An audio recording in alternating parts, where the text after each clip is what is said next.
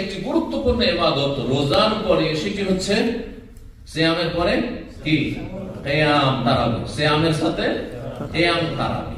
তারাবি কি অনেকে মনে করে যে তারাবি না পড়লে রোজা হবে না। আছেন আমাদের দেশের কোন ধারণা? এই যে একটি ভ্রান্ত বেদাতি ধারণা। রোজা ভিন্ন ইবাদত, যা ফরজ করতেই হবে, আর তারাবি হচ্ছে সুন্নাত। তাহলে সুন্নাতে একদিন তারাবি পড়লে না সেদিন আমরা রোজাই চলে যাবে, এটা আবার কেমন কথা হবে? বুঝতে পারছেন না? পারছেন না? আর অনেকে এসে আমাদেরকে জিজ্ঞাসা করে যে শেখ আজকে, নতুন লোকেরা তো শেখ বলবে, হুজুর, হ্যাঁ ও তো জানো না যে কোনটা বললে বেশি ভালো। তো হুজুর আজকে তারাবিটা পড়তে পারিনি, তো আমাকে রোজা হবে? হ্যাঁ, কি বলবেন? রোজা ভিন্ন ইবাদত, ফরজ, আর তারাবি ভিন্ন, একটার আরেকটার সাথে কোন সম্পর্ক নেই। আর ফরজ করতে হবে, আর সুন্নাত পারলে করবেন অনেক নেকি, আর না করলে গুনাহগার হবেন না, কিন্তু অনেক নেকি থেকে বঞ্চিত হলেন। যেমন রোজার ফজিলত হাদিসে রয়েছে, মান সামা রমাদান ঈমান ওয়া ইহতিসাবান গফিরা লাহু মা তাকাদ্দামা মিন যামবি। ওই হাদিসের দ্বিতীয় অংশ, মান কামা রমাদান ঈমান ওয়া ইহতিসাবান গফিরা লাহু মা তাকাদ্দামা মিন যামবি। যে ব্যক্তি রমজান মাসে রোজা রাখবে আল্লাহর প্রতি ঈমান নিয়ে, নেকির আশায়, অতীতের গুনাহ মাফ হয়ে যাবে। তার দ্বিতীয় বিষয় হচ্ছে, যেই ব্যক্তি কিয়ামে রমজান মানে তারাবি পড়বে আল্লাহর প্রতি ঈমান নিয়ে, নেকির আশায়, তার অতীতের গুনাহ মাফ হয়ে যাবে। বড়ই ফজিলত, কিন্তু একটি ফরজ আর কি হচ্ছে সুন্নাত। সুতরাং এই সুন্নাত, গুরুত্বপূর্ণ সুন্নাতটি পুরুষরা জামাতে পড়ার চেষ্টা করবেন, মহিলাদের জামাতের কোনো প্রয়োজন নেই। মহিলারা যত বেশি নির্জনে বাড়িতে পড়বে তত বেশি ভালো। তবে জামাতে যদি যায়, মসজিদে জায়েজ রয়েছে, বাড়িতে পড়লে বেশি ফজিলত রয়েছে। বাড়িতে যদি কয়েকজন মহিলা মিলে জামাত করে সেটা আরো ভালো, একজন যে বেশি জানে অথবা একজনকে দিয়ে। কিন্তু পুরুষকে ইমামতি করা, আর মহিলারা সামনেই আছে, আর অনেক মহিলা চেহারা খুলে আছে, অনেকে হাফেজ ভাড়া করে মহিলাদের এক গ্রুপ।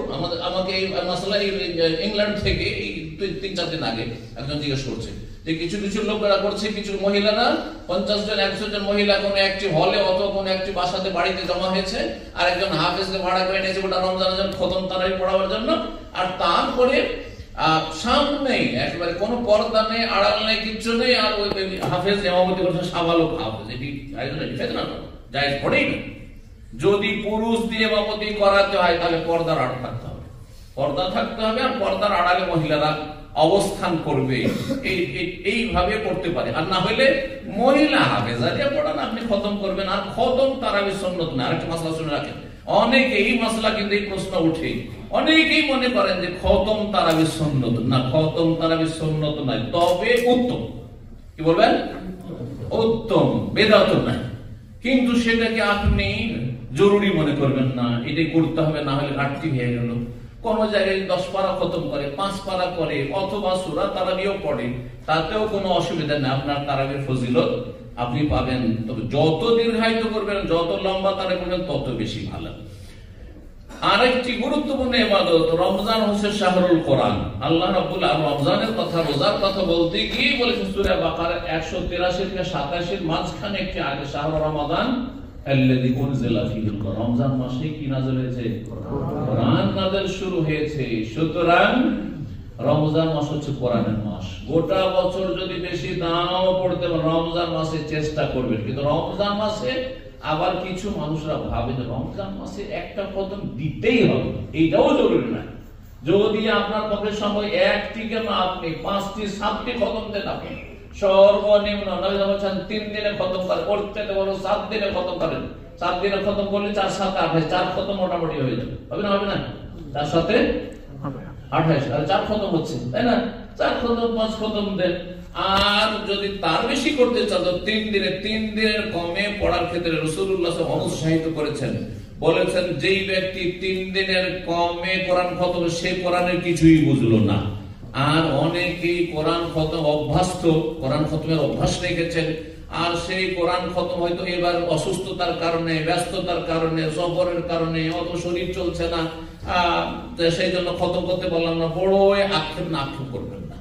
নবী সাল্লাল্লাহু আলাইহি ওয়াসাল্লামের সহিহ বুখারী হাদিস রয়েছে, ইযা মারিজাল আবদু, ভালো করে শুনে রাখেন হাদিস, ইযা মারিজাল আবদু আও সাফারা, কোন বান্দা বান্দি যদি অসুস্থ হয়ে যায় অথবা সফরে থাকে, যার কারণে অনেক সুন্নত নফল ইবাদত বন্দেগীতে ঘাটতি হয়ে গেল, করতে পারলো না। রমজানে কোরআন খতম সারা জীবন করতো, 1 খতম 2 খতম 3 খতম করতো, এবারে 1 খতমও দিতে পারলো না, সে নাকি পাবে না?